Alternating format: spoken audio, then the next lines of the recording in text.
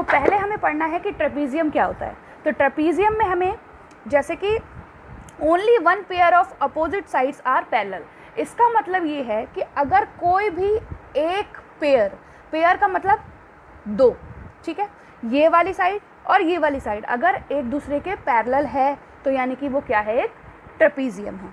तो इसका मतलब ये नहीं है कि दो साइड पैरेलल हो जाएंगी तो वो ट्रेपीजियम नहीं होगा, तो भी होगा, लेकिन कम से कम एक पेयर जो है वो हमारा पैरेलल होना चाहिए, ठीक है। दो भी है तो भी हमारा क्या होगा, ट्रेपीजियम होगा।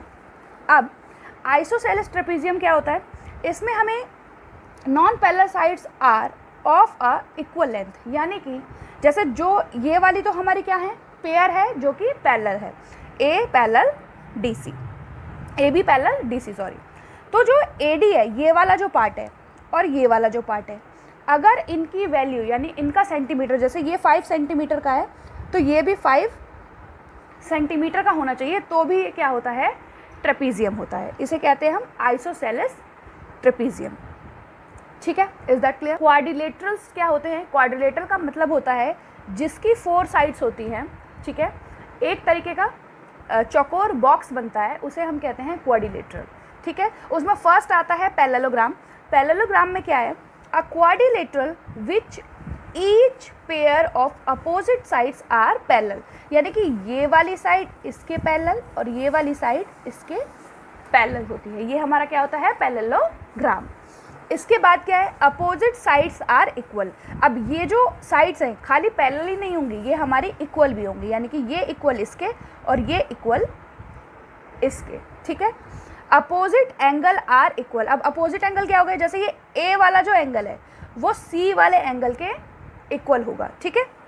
जैसे angle A equal to angle C हो जाएगा और angle B equal to angle D हो जाएगा, यानी कि ये वाला जो एंगल है वो इस वाले एंगल के बराबर हो जाएगा।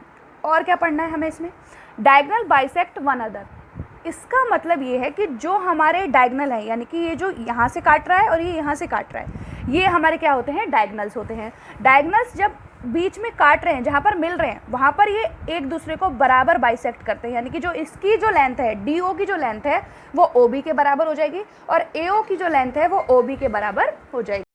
और हमें इसके अंदर क्या पढ़ना है, इसके अंदर हमें एक चीज़ और पता होनी चाहिए कि जो हमारे एडजेसेंट एंगल है, एडजेसेंट एंगल का मतलब क्या हो गया, जैसे ए का एडजेसेंट क्या है, बी है, बी का एडजेसेंट क्या है, सी है, सी का एडजेसेंट क्या है, डी है। तो जो हमारे एडजेसेंट एंगल होते हैं उनका जो सम होता है वो हमारा कितना होता है, 180 डिग्री होता है। ये चीज़ें आप